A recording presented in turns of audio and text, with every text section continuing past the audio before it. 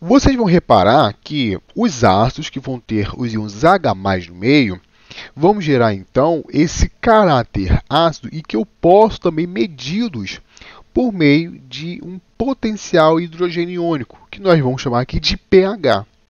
Esse pH ele foi proposto por um ilustre senhor chamado de Sorensen, ou Sorensen, como você preferir, e ele fala, por exemplo, que a natureza, por exemplo, dos alimentos ácidos, ele pode se comportar na forma de cor mesmo, diferente daqueles alimentos que possuem caráter básico, que vão apresentar outras cores, por exemplo. Então, por isso, nós vamos ter aqui essa escala de pH e também podemos quantificar isso. Então, o que é o pH? Ele consiste em uma base que ela é totalmente logarítmica para a gente conseguir entender e exprimir essa questão da acidez e basicidade dos compostos, ou de uma solução.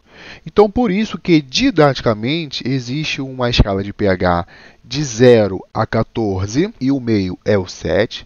Então, você vai ter 7, que ele é chamado de neutro, entre o 0 e o 7, que ele é chamado de ácido, e entre 7 a 14, que ele é chamado de básico.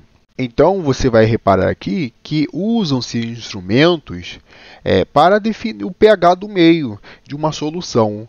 Então, um dos instrumentos mais conhecidos é a famosa fita de pH, ou até mesmo papel de tornassol. Quando você vai submergir aquela fita em uma solução, você vai ver que aquela fita vai mudar de cor.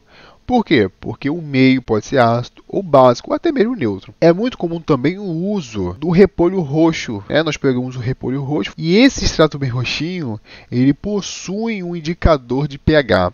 Ou seja, quando você vai gotejar um pouquinho do seu extrato do repolho roxo, a solução ela costuma mudar de cor.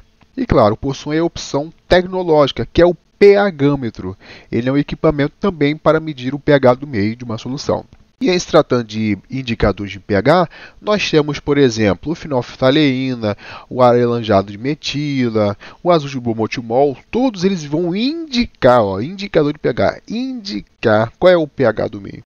Então ele vai nos ajudar a facilitar a entender se aquela solução é ácida ou básica. Então, por exemplo, nós temos essa aplicabilidade em alimentos. Nós entendemos, por exemplo, que o café ele possui uma leve natureza ácida. Nós entendemos também que o leite ele possui mais ou menos um pH neutro. Nós vemos também que o sangue ele possui um leve caráter básico.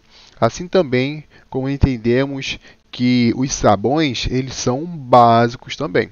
Tudo isso depende da concentração de íons H+, tá? Para tratar de ácidos, e também das concentrações de íons OH- para tratar das coisas básicas. Então é isso, pessoal. Espero que vocês tenham gostado e entendido. Até a próxima.